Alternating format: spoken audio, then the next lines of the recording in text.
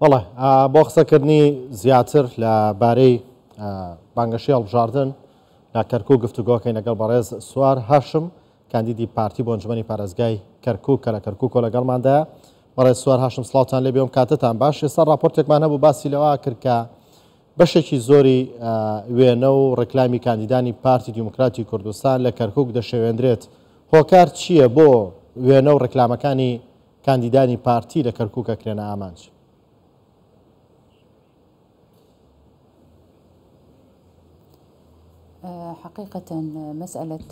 لە ڕاستیدا بابەتی شێواندنی پۆستەرەکان و بۆ کاندیدەکانی پارتی دیموکراتی کوردستان بە دڵنیایە بەبێ ئەوەی هیچ کەسێک تاوانبار بکەین ڕێڕەوێکی یاسایی هەبووە. ئێمە ئەو ڕێڕەوە یاساییمان گرتووەتە بەر و لایەنە پەیوەندیدارەکانیش ئاگادار کراونەتەوە سەبارەت بە شێواندنی بەشێک لە کاندیدانی پارتی دیموکراتی کوردستان. بە دڵنیاییەوە ئەجندایەکی سیاسی هەیە ئامانجی تێکدانی ئەمن و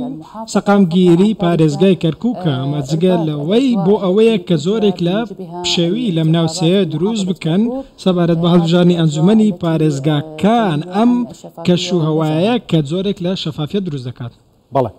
وەک کاندیدێکی ئافرەت لە نێو لیستی پارتی دیموکراتی کوردستان لە ئەنجومەنی پارێزگای کەرکووکە دەستنیشان کراون بۆی ببنە ئەندامی ئەوێ لە دوای هەڵبژاردنەکان ئەگەر دەرچوون. بەرنامە و پلانتان چییە؟ توانێت چی بۆ ژنان و ئافرەتانی تر بکەنەوە؟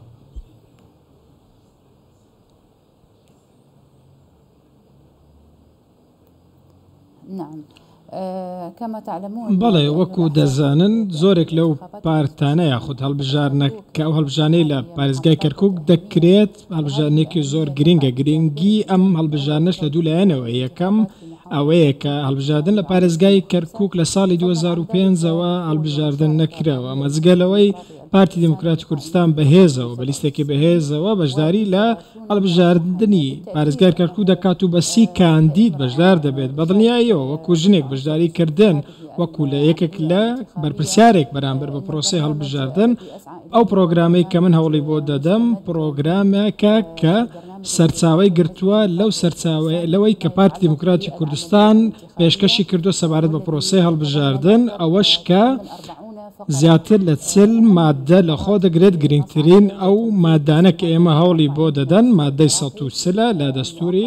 عراقیدا کە لە ساڵی 2005 گەنگەشە کراوە. وەکو دەزان ئەم مادەیە پێویست بوو کە لە ماوەیەکی دیاریکراو پەسەند بکرێت. دەبوایە لە ساڵی 2007 جێبەجێ کرابێت، بەڵام حکوومەتێک بە دۆیەکەکانی عراق و پرۆگرامە حکوومیەکان کە داوای جێبەجێکردنی ئەم مادەیان دەکرد زۆرێک لە خاو خلیسکی یاخود جێبەجێ نەکردن بۆ ئەم مادەیە هەبوو. و هەرو ئەمە دەربارەی مادەی 140 چونکە چوارچێوەی کاتی ئەم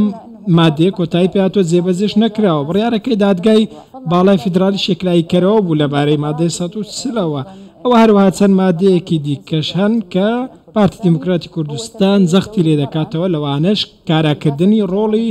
ژن، کاراکردنی ڕۆڵی ئافرەتان لە هەموو لایەنێکی سیاسیدا مەزگەلەوەی بابەتی ناوچە جێناکۆکەکان و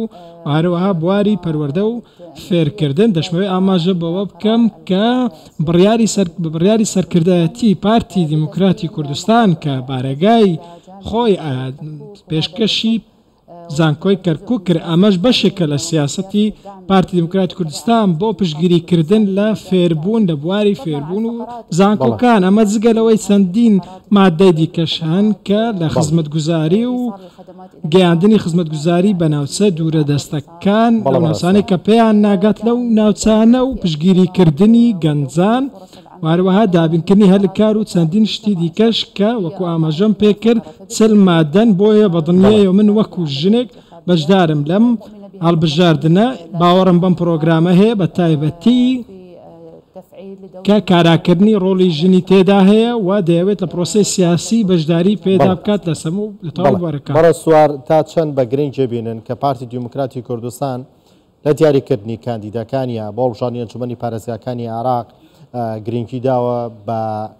ژنان ئافرەتان کە بتوانن بەشدار بن و هەروەها گرنگیدان بە پێکاتە و نەتەوە جیاوازەکان کە سەرجەمیان جیان بێتەوە لە نێو لیستی پارتی دیموکراتی کوردستانە.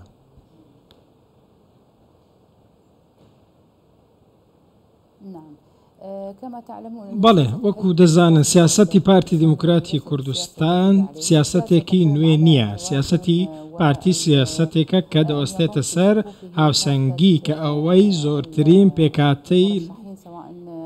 یاخود پێکاتەکانی عراق لە نێو کاندیدەکانیدا هەبێت جا ئینتیمایان هەرچیەک بێ و سربەچنەتەوەیەکیش بن دەکرێ ئێمە بۆ نمونە کاندیدمان هەیە لە نەتەوەی عرب لە پارتی دیموکراتی کوردستان من زمانی کوردیش دەزانم زمانی عربیش قسە دەکەم بەڵام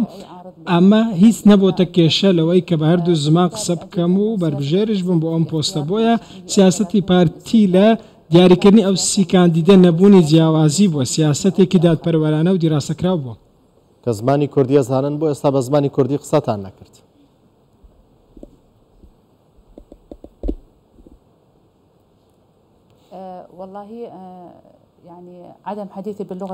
قسەنەکردن بە زمانی کوردی بە هۆکاری ئەوەیە کە من دەمەوێت لایەنی ئەرێنی ئەم پرۆسەیە ئەم لیستە بخەمە ڕوو ئەمە دەربخەم لە داهاتوودا ئینشاءالله بە زمانی کوردی قسە دەکەم لە چەند دیمانەیەکی دیکەدا چکە زمانێکی فەرمیە لە عراق دەدانی پێدانراوە بە گوێرەی دەستور بەڕاستیش قسەکردنم بە زمانی عربی لە کەناڵی ئەوەدا بۆ ئەوەیە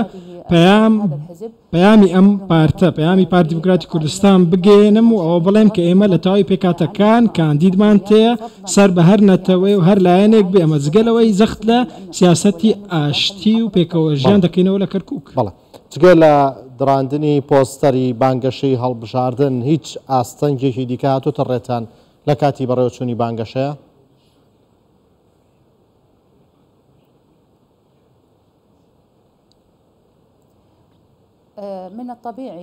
شتێکی سروشتیە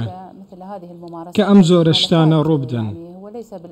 ئەمە شتێکی نوێ نییە بۆ ئێمە لە تەواوی پرۆسەکانی هەڵبژاردندا نەک تەنیا لە عراق بەڵکو لە تەواوی وڵاتانی جیهان دەکرێت ئەم زۆرە شتانە ڕووبدەن ئەم زۆرە سەرپێچیانە هەڕوو دەدەن من بۆ خۆم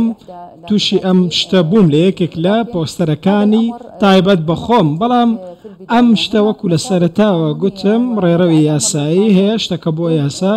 جێدەهێڵین بەبێ ئەوەی پەنجەی تۆمەتبارکردن بۆ هیچ لایەنێک درێژ بکەین ڕێڕەوەیەکی یاسایی هەیە ئێمە ئەو ڕێرەوە دەگرینە بەر و ئەو کەسەی تاوانبارە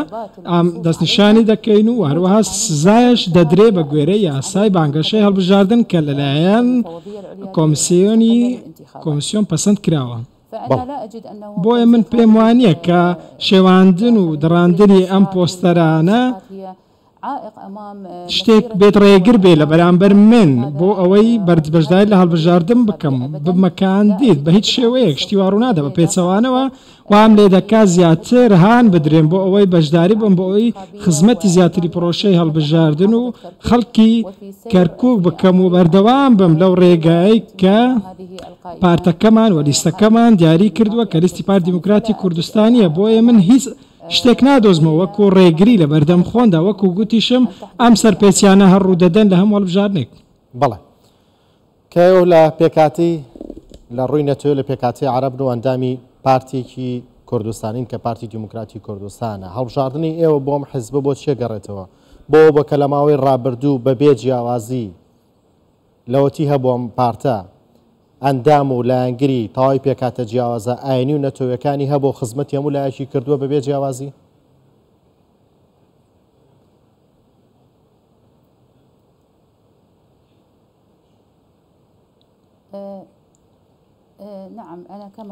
بەڵێ من وەکو گوتم ئاماژەم پێ کرد ئینتیمای ئێمە بۆ پارتی دیموکراتی کوردستان هۆکاری هەڵبژاردنەکەی لەسەر ئەو بنەمایە دەوەستێت کە پارتی دیموکراتی کوردستان یەکێکە لە کۆنترین پارتەکانی عێراق ئەوە بەسەکە ئێمە دەڵێن 77 ساڵە خزمەت دەکات لەم بوارە ئەمە شتێک نییە لە خۆیەوە هاتبێ ئەگەر سیاسەتێکی دیراسەکراوە هاوسەنگ لە ئارادا نەبێت بۆیە یاخود بە بڵێن کە هۆکاری ئەوەی کە من پەیوەندیم بەو پارتەوە کردو یاخود لەسەر ئەم لیستە هەڵبژێردراوین بۆ ئەوە دەگرێتەوە کە ئەم پارتە لە خزمەتی تەواوی عێراقدایە. بەڵێ بەڕێز سوار هاشم کاندیدی پارتی بۆ ئەنجومەنی پارێزگای کەرکووک لە کەرکووک و لەگەڵماندا بووی سپاس بۆ بەشداریتان پێی وای سەرکەوتنتان.